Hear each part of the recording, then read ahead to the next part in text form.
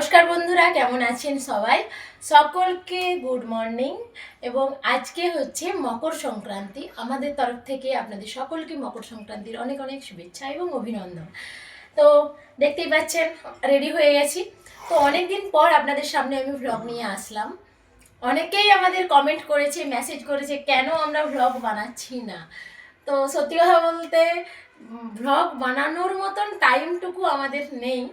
এবার daily daily কী দেখাবো? আমাদের মানে আমরা ভ্লগ বানাতাম যে আমাদের ডেলি লাইফ নিয়ে।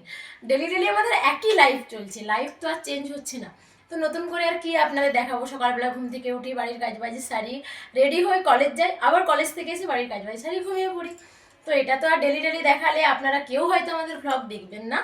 তো তার জন্য অনেকে যেহেতু কমেন্ট করছে, আজকে আমাদের কাছে একটা স্পেশাল দিন। তো সেই জন্য আবার ক্যামেরাটা অন করলাম। চলুন আজকে কি স্পেশাল দিন যেতে যেতে দেখাবো। তো এই যে চলে এসেছি আমরা বাড়িতে। এবার দেখাচ্ছি মকর কি করে তৈরি হয়েছে। বলুন। আতপ চাল ভিজিয়ে রেখেছিলাম, সেটাকে মিক্সিরে একটু গুঁড়ি নিলাম।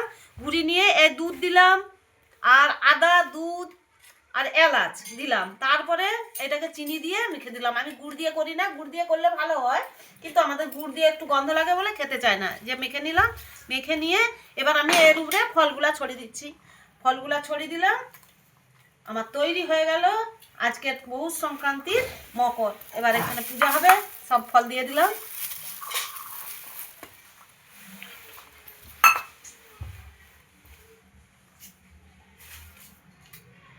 এর মধ্যে একটু নারকেল মানে নারকেল কোড়া এবং কলা দিলে ভালো লাগতো, কিন্তু মায়ের সেই মুহূর্তে মনে ছিল না। ঠিক আছে, ভালোই হয়েছিল খেতে। তো মকর রেডি হয়ে যাওয়ার পর পুজো করে নিল মা।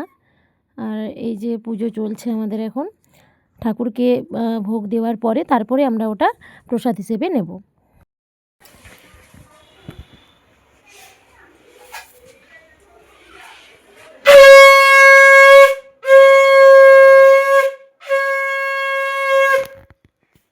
তো পুজো আমাদের কমপ্লিট। এবার সন্ধেবেলা পিঠে বানানো হবে।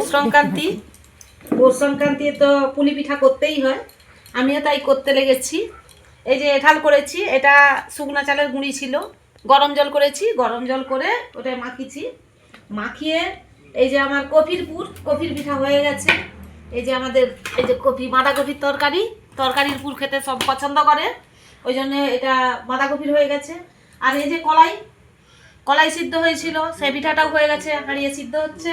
শেষকালে করতে লাগছি নারকেলের সঙ্গে একটু চিনি দিয়েছি, চিনি দিয়ে নারকেলের পিঠাটা করতেছি। এটা একটু দুধে সিদ্ধ হবে, দুধ দিয়ে সেদ্ধ করে খেতে হবে। এটা আমাদের সকলের খুব পছন্দ, তাই নারকেলের পিঠাগুলো এখন করতেছি।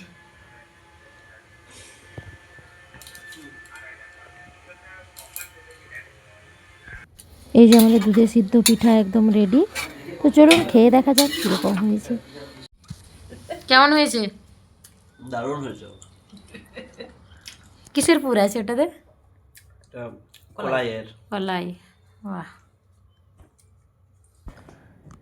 তো ভিডিওটা তাহলে এই পর্যন্তই। সকলে ভালো থাকবেন, সুস্থ থাকবেন। দেখা হচ্ছে নতুন একটা ভিডিওর সাথে। ততক্ষণের জন্য সবাইকে টাটা।